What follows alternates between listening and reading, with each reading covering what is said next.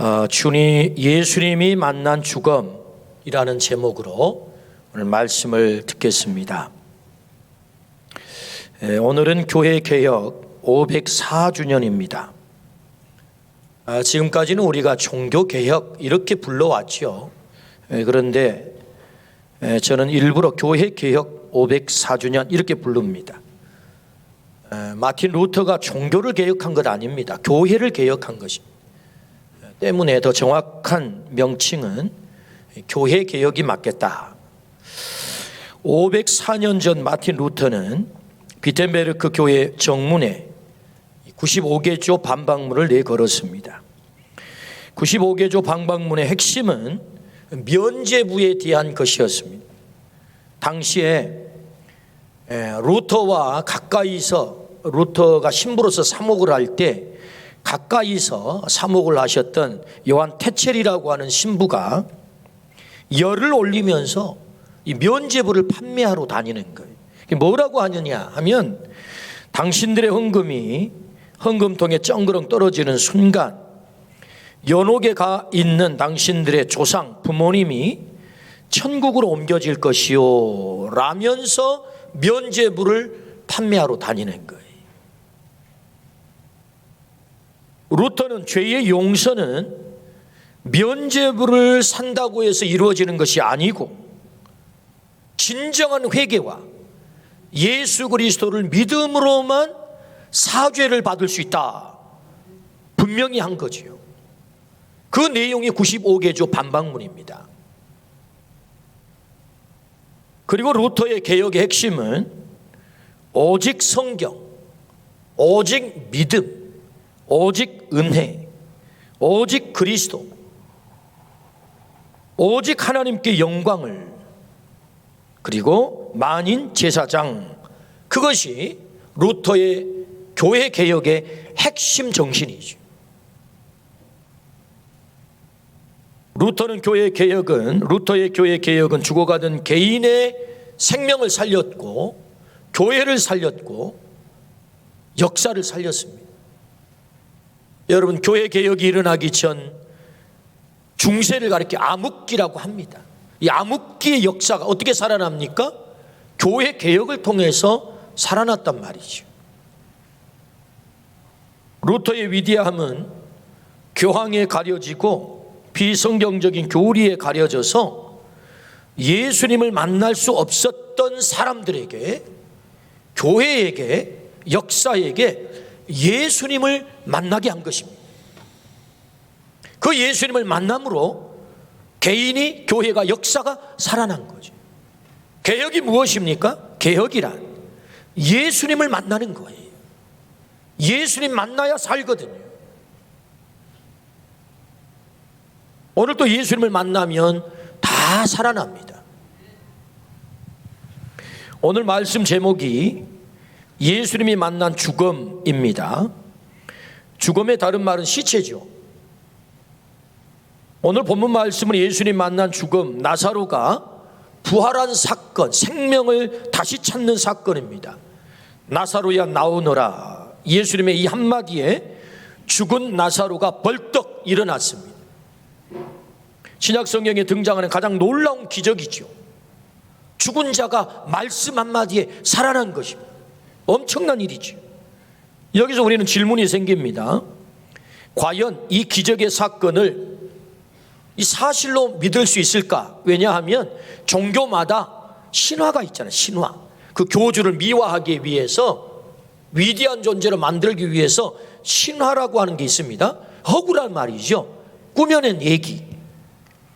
그렇다면 이 나사로를 예수님께서 말씀으로 살려내셨다라는 이 사건을 과연 사실로 믿을 수 있을까라는 질문이 생긴단 말이죠. 우리는 여기에서 팩트 체크를 한번 해보려고 합니다. 요새 TV에서도 보니까 무슨 뉴스를 하다가 하도 가짜 뉴스가 난무하니까 우리 팩트 체크 합시다 해가지고 이게 사실이냐 사실이 아니냐를 가름을 하잖아요. 자, 그렇다면 이 나사로가 살아나는 이 사건이 허구적인 것인지 아니면 사실인지 한번 팩트 체크를 해보자고. 예수님이 나사로를 부활시킨 것이 사실인가? 라는 질문을 던져보고요. 요한복음 12장 9절부터 11절입니다. 유대인의 큰 무리가 예수께서 여기 계신 줄을 알고 오니 이는 예수만 보기 위함이 아니요 죽은 자 가운데서 살리신 나사로도 보려 함이로라. 대제사장들이 나사로까지 죽이려고 모의하니 나사로 때문에 많은 유대인이 가서 예수를 믿음이로라. 소문이 났습니다. 와, 예수님이 죽은 나사로를 살려냈대. 유대 사회에 이게 소문이 쫙 퍼진 거예요. 그래서 사람들이 이 호기심이 발동을 했을 것 아니겠습니까? 와, 진짠가? 진짜 그분이 이 나사로를 살렸단 말이야? 이 소문을 듣고 사람들이 몰려들기 시작합니다. 많은 사람들이 누구에게? 예수님에게. 그리고 예수님만 만나기 위해서가 아닌 죽었다가 살아난 나사로도 보려고. 당시에 실권을 쥐고 있던 대제사장들은 위협을 느낀 거예요. 저러다가 다 우리를 따르던 사람들이 저 예수님에게 다 가는 것 아니야? 그래서 어떻게 하면 저 나사로를 없앨까? 다시 없애버릴까? 살해 모의를 했다. 이게 성경의 기록이지요. 그래서 성경이 뭐라고 말씀합니까? 나사로 때문에 많은 유대인이 가서 예수를 믿음이러라. 사실이었다는 거죠. 눈으로 보고 믿었다는 것입니다. 소문이 사실로 확인된 거죠. 그러므로 나사로를 살린 사건을 사실로 믿을 수 있나요? 예, 사실입니다. 예수님이 부활시키고 살려낸 것은 사실이죠. 두 번째 질문입니다. 왜 나사로를 살렸을까요? 오늘 본문 25절에서 26절입니다. 예수께서 이르시되 나는 부활이요 생명이니 나를 믿는 자는 죽어도 살겠고 무릇 살아서 나를 믿는 자는 영원히 죽지 아니하리니 이것을 내가 믿느냐. 요한복음에서는 예수님은 스스로 자기를 계시하십니다. 계시한다는 말은 열어서 보여준다. 계시를 하세요. 어떻게 계시하십니까? 나는 뭐뭐이다. 이걸 성경 원어에서는 에고 에임이라고 해요. 영어로는 I am the light. 나는 세상의 빛이야. 이렇게 말이에요. 나는 세상의 떡이다. 나는 세상의 빛이다. 나는 양의 문이다. 나는 선한 목자다. 나는 길이요 진리요 생명이다. 나는 참 나무다. 나는 부활이요 생명이다. 라고 우리 예수님께서 7번에 걸쳐서 에고 에임이 나는 바로 그거야 라고 자기를 계시하세요. 이 7번의 나는 뭐뭐다 라고 하는 에고 에이미 가운데 가장 중요한 것 하나를 딱 꼽으라고 한다면 나는 부활이요 생명이다. 이걸 꼽을 수가 있습니다. 왜요? 주님이 이 땅에 오신 목적이 바로 생명을 살리기 위해서거든요. 생명을 살리기 위해서, 영혼을 구원하기 위해서. 생명을 왜 살려야 됩니까? 우리가 다 살아있는데. 로마서 5장 12절입니다. 그러므로 한 사람으로 말미암아 죄가 세상에 들어오고 죄로 말미암아 사망이 들어왔나니 이와 같이 모든 사람이 죄를 지었으므로 사망이 모든 사람에게 이르렀느니라. 한 사람 아담, 그 인간이 죄를 지었대요. 최초의 인간. 그래서 세상에 죄가 들어왔대요. 아담의 후예로 태어난 모든 인류는 그 죄에 참여하게 됐대요. 오리지널 신, 원죄라고 합니다. 원죄. 그래서 그 죄로 말미암아 사망이 들어왔대요. 그래서 아담의 후예들은 모두가 사망 아래 놓여 있는 자가 됐대요. 사망의 존재가 됐대요. 우리는 비록 살아있지만, 우리 육이 지금 살아있어 호흡하고 있지만 사실은 우리 속에 사망이 있는 것입니다. 사망이 이르렀다. 사망이란 단어는 인간이 당하는 모든 불행의 총체적 단어라고 할 수 있습니다.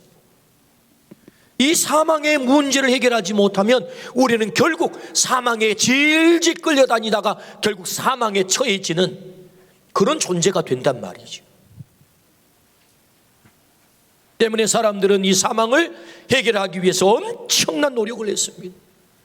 도덕적인 삶을 통해서, 철학을 통해서, 선한 행위를 통해서, 도를 닦으면서, 금욕을 하면서, 고행을 하면서, 종교를 세워서, 공로를 세워서 엄청난 노력을 했습니다. 다 실패로 돌아간 것입니다. 사망의 문제를 해결할 수가 없었단 말이지. 인간을 창조하신 하나님, 우주를 창조하신 하나님께서 그 생명의 길을 여신 거예요. 생명의 길.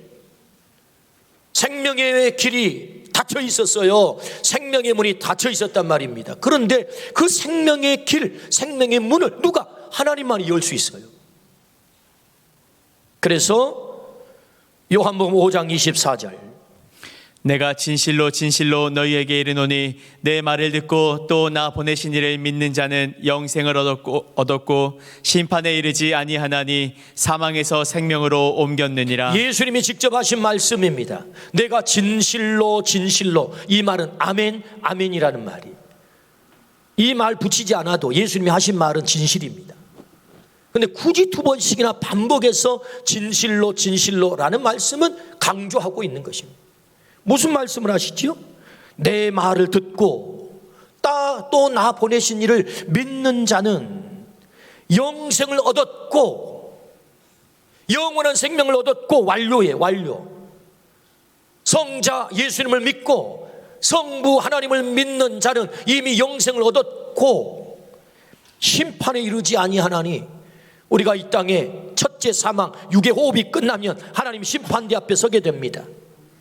여기에서 너는 영원한 생명, 너는 영원한 벌, 영벌, 영생, 갈림길이 생기거든요. 그 심판을 받지 않는데요. 둘째 사망에서 영벌의 심판을 받지 않는다는 거예요. 그리고 사망에서 생명으로 옮겼다. 어떻게 해요? 하나님을 믿고 예수님을 믿을 때 너의 생명의 문제가, 사망의 문제가 해결됐어 라고 말씀하는 거거든요. 나 보내신 이를 믿는 자, 내 말을 듣고 또 나 보내신 이를 믿는 자는 생명을 얻게 된 줄로 믿습니다. 아멘. 그걸 주님이 말씀하세요. 그래서 예수님은 나는 부활이요 생명이다 라고 말씀을 하시는 것입니다. 에고 에이미, 나는 뭐냐? 나 부활이야, 나 생명이야. 예수님이 직접 내가 생명임을 말씀하는 것이에요. 왜 나사로를 살렸습니까? 라는 질문에 답이 뭐예요? 예수님이 생명임을 증명하는 거죠. 증명. 오늘 우리는 얼마나 영악합니까? 보여줘야 믿지, 만져봐야 믿지, 어떻게 보지도 않고 믿습니까? 라고 말하는 우리들을 하나님이 너무 사랑해서 그 사랑의 배려로 직접 보여주고 있죠. 뭘? 죽은 나사로를 살리심으로 내가 생명이야, 내가 부활이야, 증명을 하고 있다는 것입니다.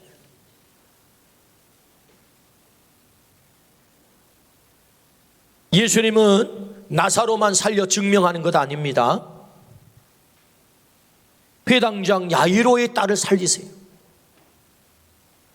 상여 속에 들어있는 청년을 향하여 청년아 일어나라, 벌떡 일어납니다. 그뿐만 아니라 십자가를 지시고 예수님이 죽으시고 3일 만에 다시 부활하심으로 내가 생명이야 증명하죠. 기독교는 그 예수님의 부활의 뿌리를 받고 생겨난 것이 기독교입니다. 때문에 이 부활이 거짓이라고 한다면 기독교는 통째로, 성경은 통째로 거짓이 되는 것입니다. 그러므로 왜 나사로를 살리셨습니까? 라는 질문에 답이 분명합니다. 증명했다. 뭘? 나는 부활이요 생명임을 증명하고 있는 것입니다. 예수님은 생명임을 믿습니다. 아멘. 세 번째 질문. 그렇다면 이 나사로를 살리신 이 사건을 통해서 우리에게 무슨 메시지를 들려주십니까? 그 첫 번째 메시지는 예수님은 우리의 눈물 현장에 찾아오세요. 우리의 눈물 현장에, 아픔의 현장에 찾아오시는 것입니다. 오늘 33절에서 35절입니다. 예수께서 그가 우는 것과 또 함께 온 유대인들이 우는 것을 보시고 심령의 비통이 여기시고 불쌍히 여기사 이르시되 그를 어디 두었느냐 이르되 주여 와서 보소서 하니 예수께서 눈물을 흘리시더라. 오빠를 잃은 마르다와 마리아 자매가 어찌 슬프지 않겠습니까? 사랑하는 사람이 죽으면 당연히 슬프겠지. 일찍이 부모님을 여의었어요. 그리고 오빠를 부모님처럼 여기고 살아왔던 자매입니다. 근데 그 오빠가 그만 젊은 나이에 죽었어요. 얼마나 슬프겠어요. 그래서 지금 통곡하고 있는 것입니다. 그 이웃집의 사람들도 보고 너무 가슴이 아프니 같이 통곡을 하는 거예요. 예수님이 이 자리에 찾아오셨단 말입니다. 그 눈물의 현장. 그리고 같이 우는 거예요. 같이 통곡하는 거예요. 사람들은 말하겠지요. 아니 조금 후에 살릴 계획을 가지고 계시면서 뭐 쇼하는 거야 뭐야. 사람들은 쇼하는 거라고 말하겠지요. 여러분 쇼가 아닙니다. 예수님은 나사로와 마르다 마리아를 너무나도 사랑했어요. 진정으로 사랑했어요. 사랑하는 사람의 죽음 앞에 예수님은 공감하시고 슬퍼하는 것입니다. 예수님은 목석이 아니세요. 우리 아픔을 그냥 보고 덤덤히 아무 느낌도 없는 그런 분이 아니세요. 히브리서 4장 15절 표준 세번역으로 한번 읽어봅니다. 우리의 대제사장은 우리의 연약함을 동정하지 못하시는 분이 아닙니다. 거기까지. 우리의 대제사장 예수님은 우리의 연약함을 이 동정이라고 하는 단어는 아이덴티파이, 공감, 동감, 감정으로 절절히 느낀다 그 말입니다. 지금 우리 예수님은 공감하신 분이세요. 이 슬픔에 공감하고 있는 것입니다. 아픔에 공감하고 있는 거예요. 왜? 우리를 사랑하시니. 주님은 그래서 오늘 우리의 아픔의 현장에 찾아오셔서 공감하십니다. 함께 찾아오세요. 우리의 눈물의 현장. 예수님의 별명이 임마누엘입니다. 임마누엘의 뜻은 하나님 우리와 함께 계신다라는 뜻입니다. 예수님 우리의 눈물 현장, 고통의 현장에 오셔서 함께 하세요. 여러분 가장 큰 위로가 뭔 줄 아십니까? 옆에 말 없이 함께 있어주는 거예요. 함께 있어주는 것입니다. 근본적으로 예수님의 눈물은 이 나사로의 죽음, 그냥 그 사랑하는 한 사람의 죽음의 슬픔만 슬퍼하는 게 아니고 인류가, 인간들이 사망에게 짓이김을 당해서 질질 끌려다니는 인간의 비참함 때문에 눈물 짓는 거예요. 이게 로마서 5장 17절입니다. 한 사람의 범죄로 말미암아 사망이 그 한 사람을 통하여 왕노릇하였은즉 사망이 왕노릇하고 있대요. 우리가 다 죄를 짓고 사망의 존재가 되었는데 그 사망이 우리 위에 왕노릇하면서 우리를 통제하고 끌고 다닌다는 것입니다. 이게 지금 이걸 주님은 보신 거예요. 인류가 사망에 해방받지 못하고 사망을 해결하지 못한 채 그 왕노릇하는 사망에게 질질 끌려다니는 이 고통을 주님이 보시고 있는 거예요. 그래서 눈물 흘리는 것입니다. 주님은 오늘 또 눈물 현장에 찾아오세요. 나사로의 죽음의 사건을 해결하시고 다시 생명을 주시고 이 사건을 통해서 우리에게 무슨 메시지를 주십니까? 눈물 현장, 아픔의 현장, 절망의 현장에 주님이 찾아오신다는 거예요. 우리에게 2000년 전의 사건이 아니고 오늘 우리에게 와서 주님이 말씀하세요. 너 많이 슬프지? 너 많이 아프지? 너 많이 외롭지? 너 많이 고독하지? 너 얼마나 절망스럽니?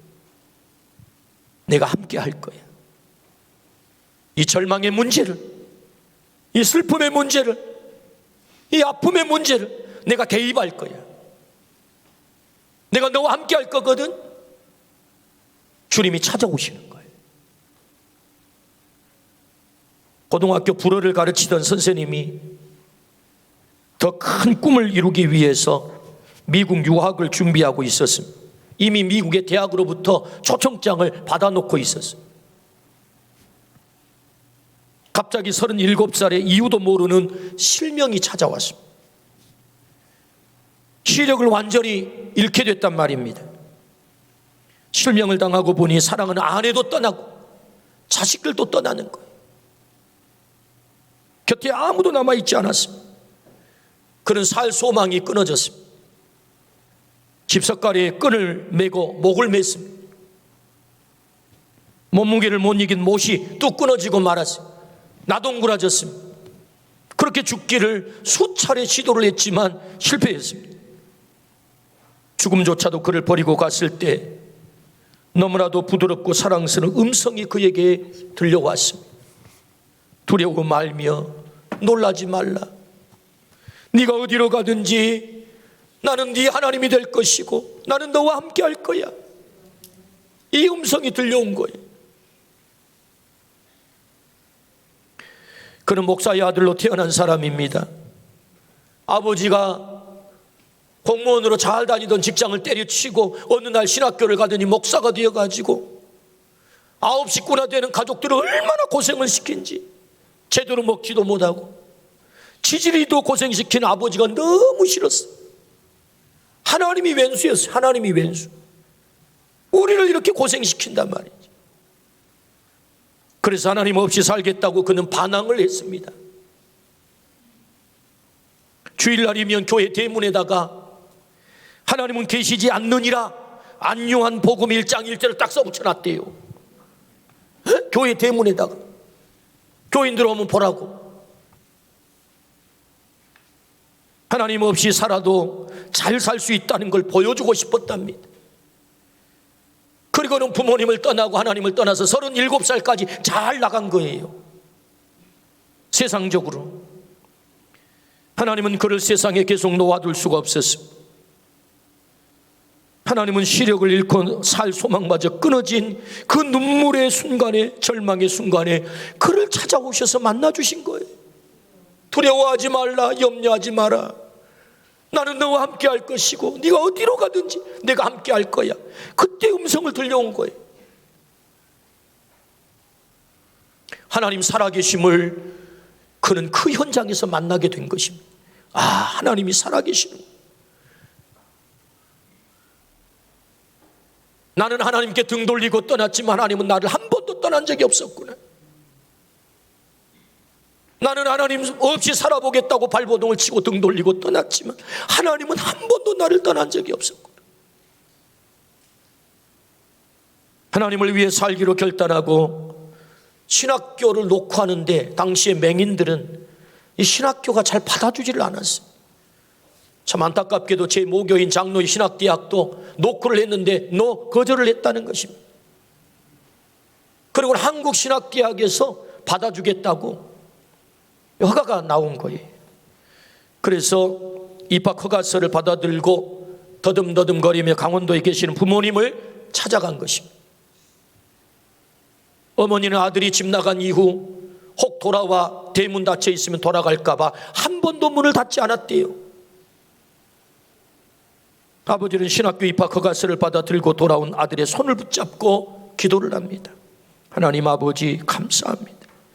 하나님이 없다고 써붙이던 아들이 하나님이 계시다고 하오니 지난 날을 용서해 주십시오. 하나님 아버지 자기만을 위해 살던 아들이 하나님 일을 위해 살겠다고 하오니 사용하시고 역사하여 주시옵소서. 간절히 기도를 했습니다. 그는 신학을 공부하고 목사님이 되었어요. 시각장애인 영혼을 구원을 위해서 오늘까지 33년을 뛰고 있습니다. 교회를 세우고 학교를 세우고 복지재단을 세우고 동남아의 7개 나라에 맹인 센터를 운영을 하고 그리고 110개 나라를 다니며 12,000번의 간증 집회를 하고 나라는 그의 공로를 인정해서 훈장을 수여하고 수백 명의 제자들을 길러내고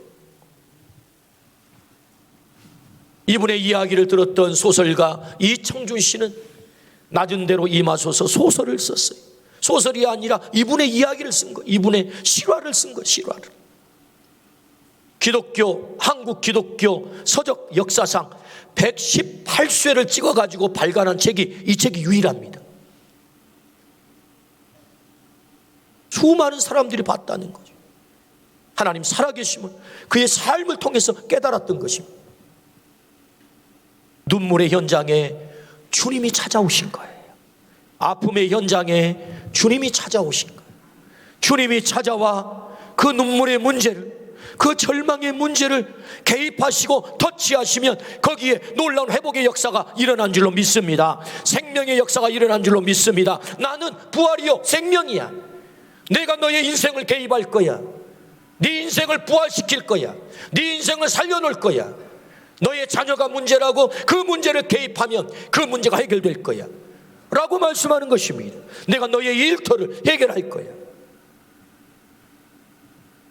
이 사건을 통해서 우리에게 들려준 메시지가 무엇입니까?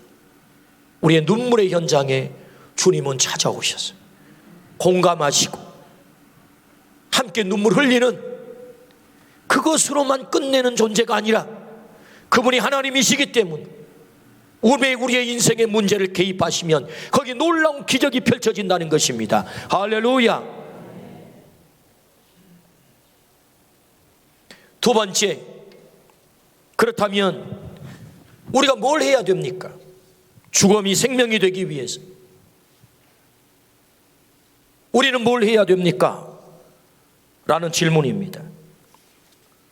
죽음이 생명이 되게 하려면 내가 할 일은 뭔가? 오늘 본문 39절 40절입니다. 예수께서 이르시되 돌을 옮겨 놓으라 하시니 그 죽은 자의 누이 마르다가 이르되 주여 죽은 지가 나흘이 되었음에 벌써 냄새가 나나이다. 예수께서 이르시되 내 말이 내가 믿으면 하나님의 영광을 보리라 하지 않았느냐 하시니. 아멘. 돌을 옮기라 그렇게 말씀하세요. 돌을 옮기라. 죽은 지 나흘이 됐습니다. 썩은 냄새 납니다. 상황 끝. 상황 종료.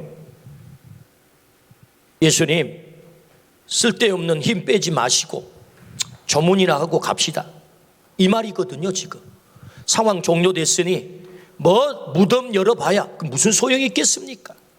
그 조문이나 하고 그냥 갑시다. 주님은 말씀하세요. 내 말이 네가 믿으면 하나님의 영광을 보리라. 나 믿고 돌 옮기면 하나님의 영광을 보게 될 거야 라고 말씀하시죠. 무덤 뚜껑 닫아놓고는 나사로 못 살립니까? 아니, 생명을 살릴 정도의 전능하심이라면 그 무슨 뚜껑 닫아 있는 게 무슨 문제가 되겠어요? 근데 굳이 주님은 돌을 옮기라는 거예요. 이 슬픔에 쩔어서 천지분간도 잘 못하는 마르다에게 돌을 옮기라, 이 얼마나 잔인한 얘기입니까? 그런데 굳이 그렇게 하라는 거예요. 네가 돌을 옮기면 나 그때부터 일할 거야, 이 말씀이거든요. 네가 돌을 옮기면 내가 그때부터 일할 거야. 우리가 뭘 해야 죽음이 생명이 됩니까? 돌을 옮기라는 거예요. 사람들은 말하지요. 상황이 종료됐다고. 여러분, 우리가 판단하는 상황 종료가 중요하지 않습니다. 하나님이 그 상황이 종료됐다라고 말하기 전까지는 상황이 종료된 게 아니에요. 기억하십시오. 내가 판단할 때, 와, 이것은 끝났네, 인생 끝났네, 인생 종친 거야, 더 이상 소망이 없어, 그 상황이 끝난 것입니까? 아니에요. 이 나사로의 사건을 통해서 주님이 말씀하시는 바가 무엇입니까? 내가 상황 종료시키기 전까지는 상황이 끝난 게 아니야. 나는 다시 여기서 시작할 거야. 너는 절망이라고 말하지 마, 상황 종료라고 말하지 마, 나는 시작이야. 여러분, 주님이 상황 종료를 선언하기 전까지 여러분이 미리 포기하지 않기를 주의 이름으로 축원합니다. 나를 믿으면 하나님의 영광을 볼 거야, 우리 주님이 말씀하세요.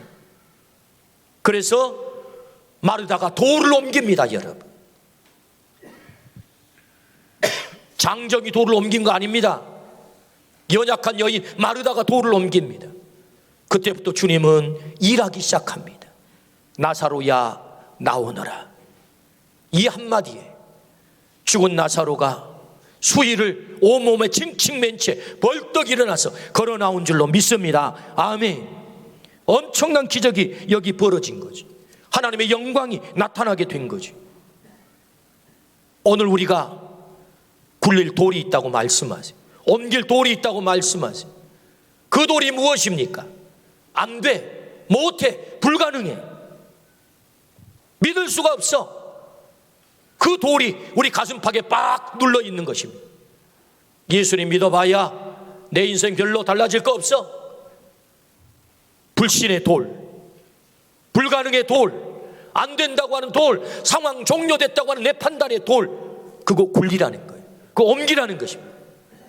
우리 하나님께서 죽음에 개입하시기 시작하면, 시체에 개입하기 시작하면, 그 절망의 문제에 개입하기 시작하면 생명으로 바뀔 줄로 믿습니다. 오늘 가슴에 저와 같이 스티커를 붙이고 계신 분들이 계십니다. 오늘 잘 오셨습니다. 왜 우리를 이 자리에 초청했을까요? 어쩌면 우리 속에 아직도 돌이 있는지도 모릅니다. 사람은 언제나 두 마음이거든요. 갈까 말까, 믿을까 안 믿을까. 오늘 주님 말씀하세요. 믿으면 하나님의 영광을 보리라. 불신의 돌을 옮기면 내가 일하기 시작할 거야. 주님 말씀하세요. 오늘 우리에게는 눈물의 현장이 있습니다. 아픔의 현장이 있죠. 주님이 내 삶을 개입하기를 원하세요. 언제 일하십니까? 돌을 옮기면. 그래서 주님을 내 안에 모셔드리면 주님은 내 삶 속에 개입하셔서 죽음과 같은 아픔, 슬픔, 절망의 삶이라 할지라도 우리 자녀들이 죽음과 같이 절망의 상황에 놓여 있다 할지라도 우리 일터가, 우리의 가정이, 그 관계가 절망처럼 죽음처럼 누워 있다 할지라도 주님이 말씀하시면 벌떡 일어나 거기 생명의 사건이 일어날 줄로 믿습니다. 오늘 우리가 불신의 돌을 옮기고 예수 그리스도를 나의 구주로 모셔드려 나는 부활이요 생명임을 우리의 삶 속에 체험하기를 주의 이름으로 축원합니다.